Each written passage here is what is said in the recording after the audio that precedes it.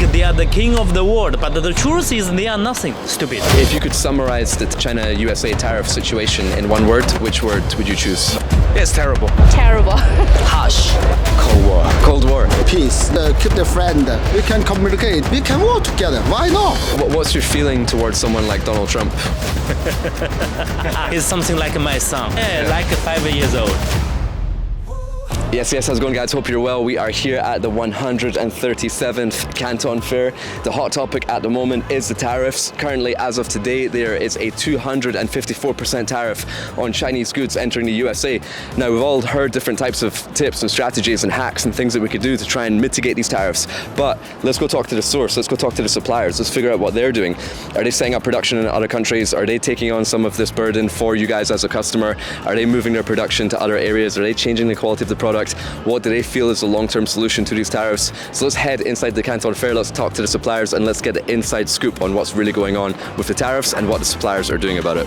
Yes, how's it going, guys? I'm with my guy Jess right now, and Jess, you do a lot of business with the USA market.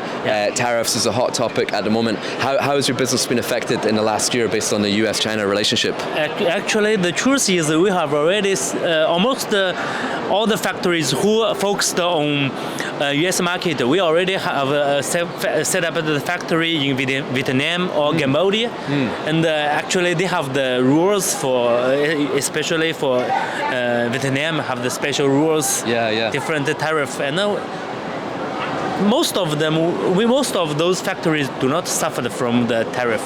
So the business is stable with the, but do you set up production in Vietnam yourself? Yes.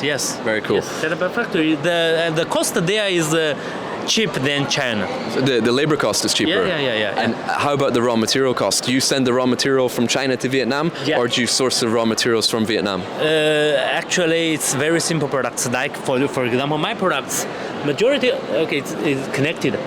Majority of them is plastic. We just need to ship the plastic raw material to Vietnam, and we have the injection mold machine there. And we produce by ourselves. Actually, it's almost those products are from Vietnam. Got you. So the mold injection machinery, you make that in China, you send the machinery to Vietnam, and then it's more machine intensive rather than labor intensive, so you can just produce the product, the plastic parts, no problem. Ship it out. Good. And what's your feeling towards the USA government and what they've been doing to affect the business with China? I think nothing. You think nothing, or you think the US government is nothing? I think the rules is nothing. It's stupid rules. You see, the world is always like we need cooperation always, and he make this kind of rules. It's just they think they are the king of the world, but the truth is they are nothing. Is stupid. And how has it affected your business? Like, are you losing clients in the USA? Do you care if you lose clients in the USA? Actually, since it's like this, we stopped around 1 month, because the customer needed to wait for the final decision to see if the rules can be changed or have any chance to change it. Actually, the only result of this tariff is the delivery date. It will be longer. Usually our delivery date is around 45 days, and now is more than 90 days. We need to send the mold to the Vietnam or Cambodia first, and then production, raw material, different items have different requirements on the plastic raw material. So is only the delivery date, I think. And what's your feeling towards someone like Donald Trump? He's something like my son. He's your son? Like 5 years old. He's only 5 years old. Interesting. He's the president. He's only the president. And I think he's a businessman. He's not a he's not a real president. He's doing business. Which you could argue is good and bad. He's doing good business. It protects the US economy, but it's bad for the business owners in the USA in the short term, but maybe in the long term it can improve.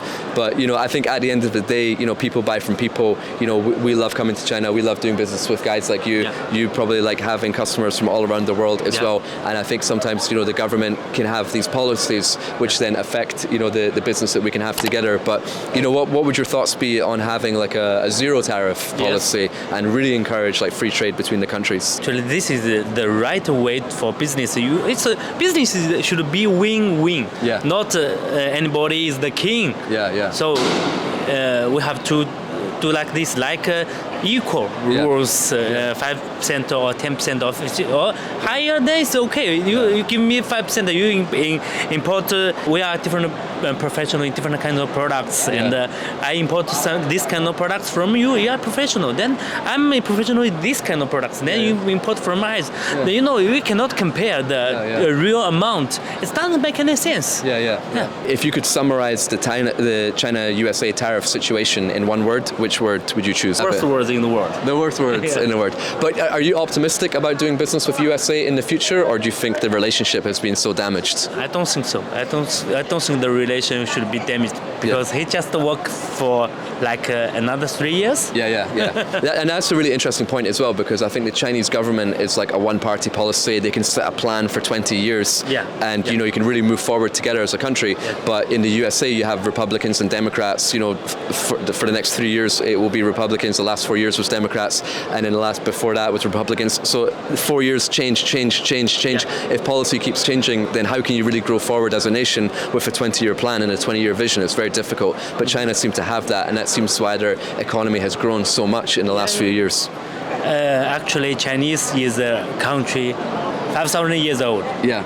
We have the rules. Yeah. We have a long plan for everything. No matter we changed. The president changed like 5 years per time, but it doesn't make it's okay. No problem. The rules we are running. We are different. We're different. Yeah. China always have a long-term thinking, long-term plan. That's something I've learned from spending so much time here as well. So Jess, any final words, any final thoughts you want to share with the audience? Business should be win-win. Business should be win-win. I love it. Jess, my man, win-win. Fantastic. Have a great day. Thank you so much. Yes, I'm with Ben at the moment, and Ben is a specialist in selling kitchen knives, and they're exporting all over the world and also to the USA market as well. So Ben, what is your thoughts on the tariff situation between China and USA at the moment? So in our kitchenware industry, we have probably more than 70 or 80% with the US customers. Oh wow. So how has that affected your factory? Because if like 80% of the production, now you do the production but it's stopped and it can't ship out, so what do? You just hold the stock in your warehouse? But we gotta keep our workers to maintain their job. We gotta remain our production, but the goods just have to keep in our warehouse. And most of the still reduced, maybe like over 50%. Yeah, because it causes a lot of pressure on your cash flow, because you have to still pay the workers, but the workers don't have many products to produce because 80% of your customers have now stopped ordering. So what is your strategy? Do you now look for other markets like US, UK, Europe, Australia, or are you looking at setting up production in other countries like Cambodia, Indonesia, Vietnam? For our company as a factory, we also starting our factory in Cambodia. So how long does it take for you to set up a factory in like Cambodia? Cambodia is a little complicated, but for other countries like Thailand, it'd be much more easier for us to get a joint venture to get start our production quickly. So it takes like 2 weeks. But for Cambodia, we gotta do the certification and other license stuff. So it takes longer, pretty much like 2 months, and we gotta start all the pre-arrange all the decoration and recruiting. So your process is you would send a Chinese production line manager from your company to Thailand or to Cambodia, and then, as you said, to set up quickly, you start a joint venture with a factory already in that country, but now you're handling the production line, so it's their local workers, but it's your production line manager and your process for the production. And I guess it depends as well if the product is more labor intensive or machine intensive, because if it's labor intensive, it needs like skilled workers, but if it's machine intensive, then you just need to prepare the machinery to produce the product, and then you can do it in many countries. Now, if you could summarize the tariff situation in one word, which word would you choose? Harsh. Harsh. And actually, Ben, I can see from your name card that you supply a lot of big retailers, Costco, Bed Bath & Beyond, Carrefour.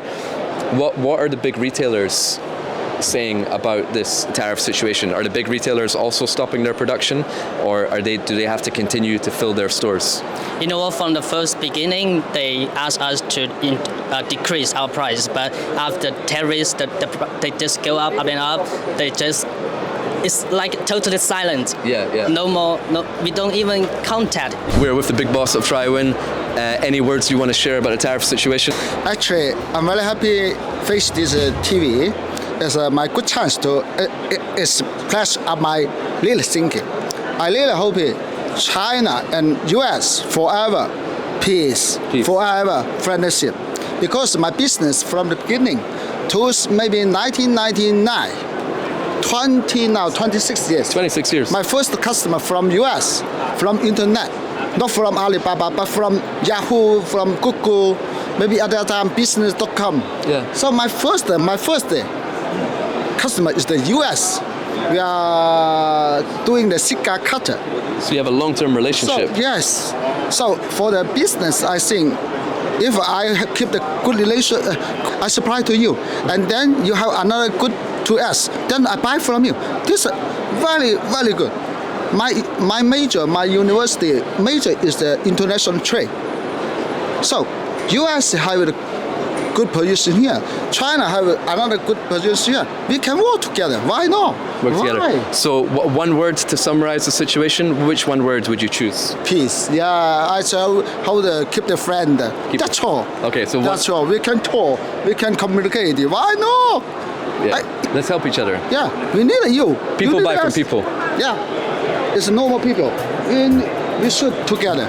We work together. People, I mean the US people and China people. Why? We are good. We are in the history. We are very good. Very good. Very good. Why not? My man, thank you so much. Appreciate it. Thank you. Peace. Thank you. Peace.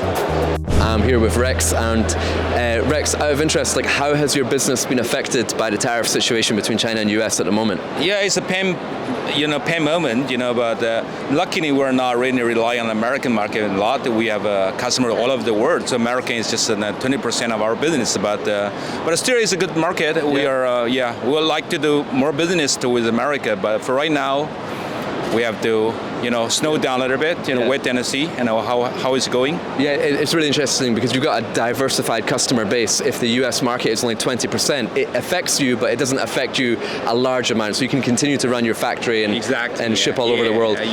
But what are your US customers doing at the moment? Are they stopping production, or are they continuing? It also depends on the customers. Some small customers, because the season is coming, they still need the merchandising, so they can pay a little bit extra more.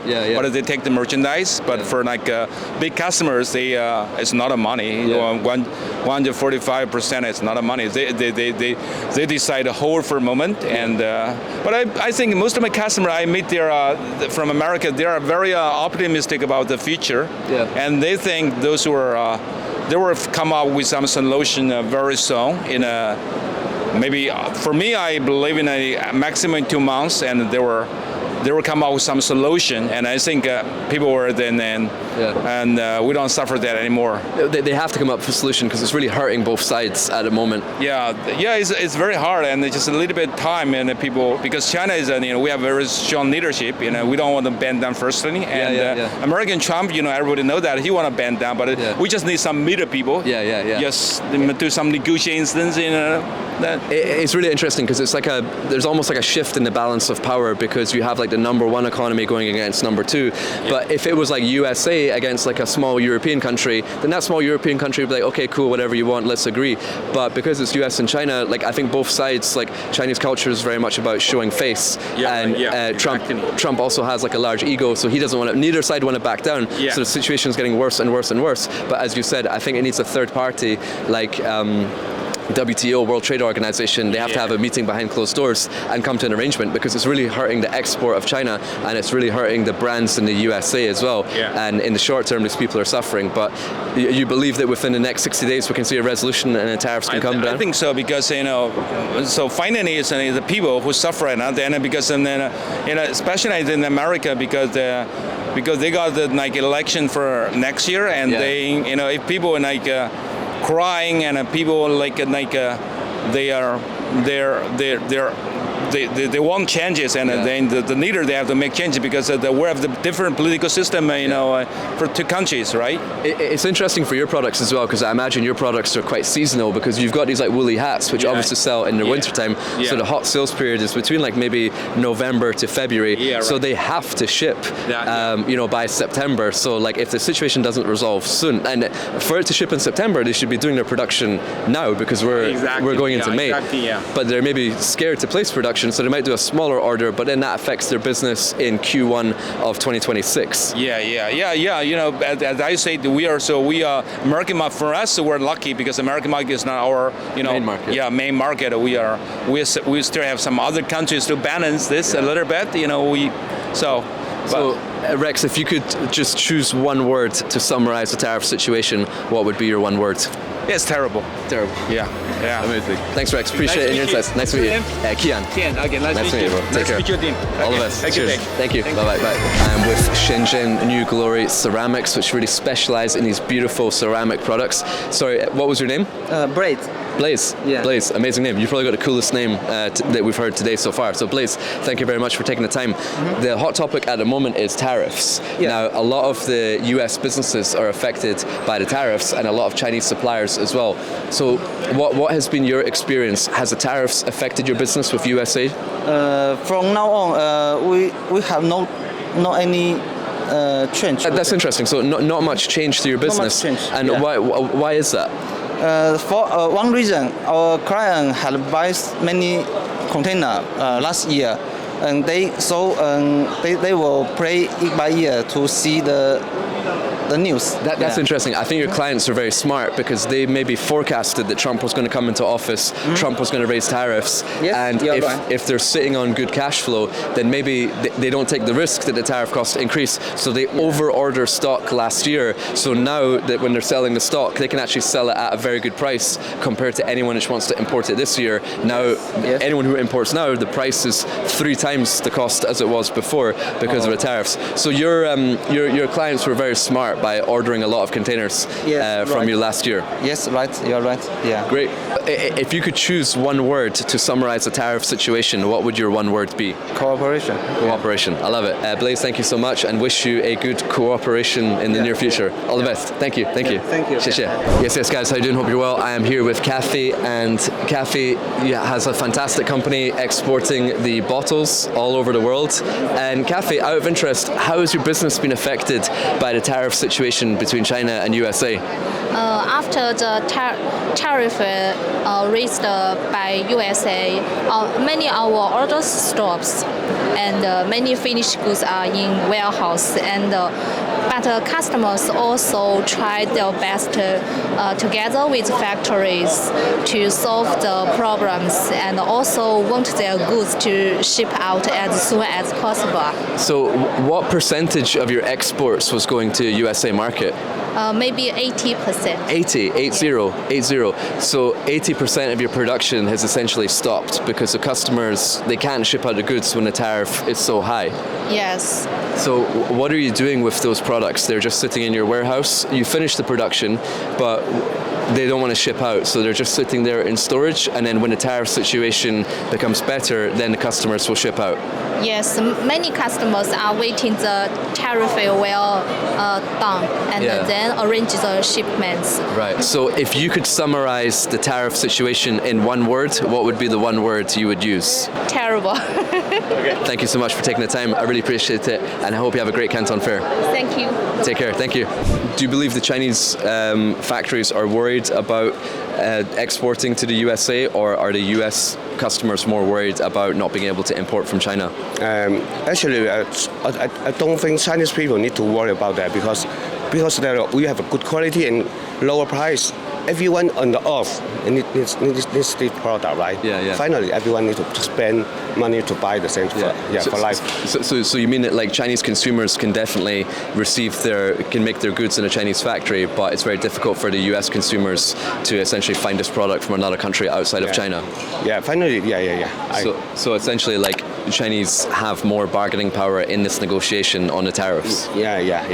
And if you could summarize the tariff situation between China and USA in one word, which word would you choose?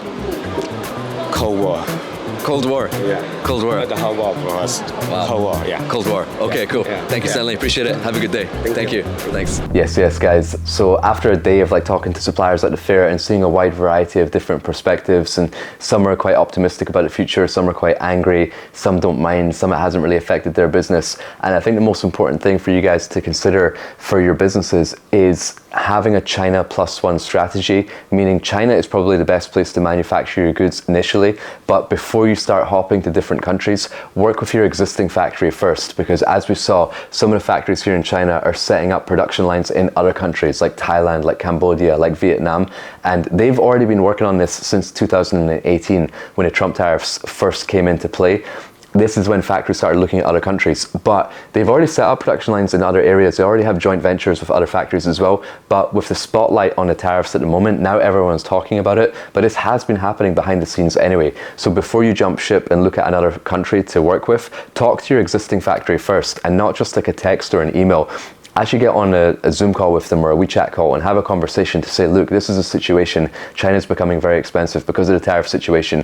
Even if it gets resolved in the next 30, 60, 90 days, which I think it will, there's still going to be roads further down the road where we're going to have issues where the tariff situation might come into play again. So I will need a backup factory. And if they can help assist you in that process, then continue working with your factory and work with the factories that they find in other countries as well.